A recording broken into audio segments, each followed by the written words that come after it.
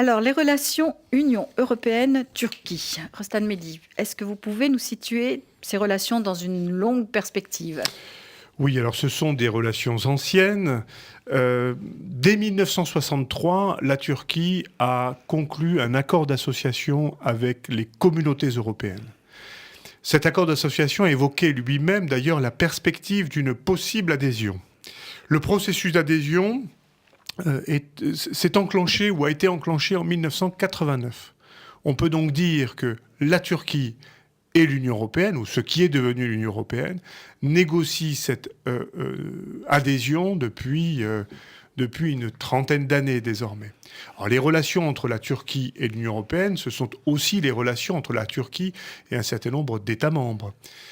Il n'est pas nécessaire de rappeler l'intensité des relations qui unissent, par exemple, la République fédérale d'Allemagne et la Turquie, puisque résident en Allemagne plusieurs millions de ressortissants turcs, dont certains d'ailleurs ont aujourd'hui la double nationalité.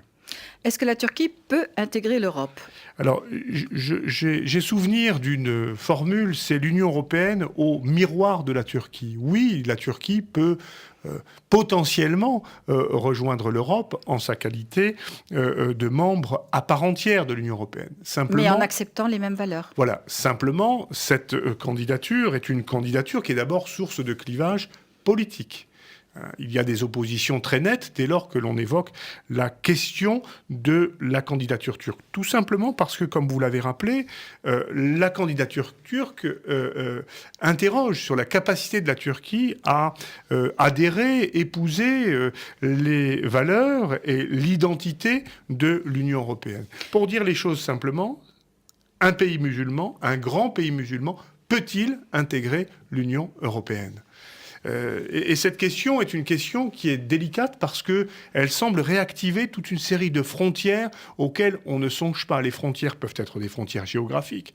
Et je ne reviens pas ici sur la difficulté qu'il y a à définir ce que sont les frontières géographiques de l'Europe, mais je pense surtout aux frontières psychologiques, aux frontières de foi que l'on croyait évanouies, disparues, et qui sont tout d'un coup réactivées. Donc est-ce que la Turquie veut encore intégrer l'Europe ? Alors, l'Union européenne peut-elle ou veut-elle accueillir la Turquie ? C'est une question, mais c'est une question qui est réversible.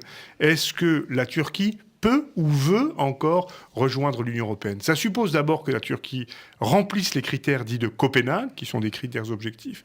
Et puis, cela signifie aussi que la Turquie veuille encore politiquement considérer que l'adhésion est une bonne affaire pour elle. Je n'en suis plus tout à fait certain. Assure.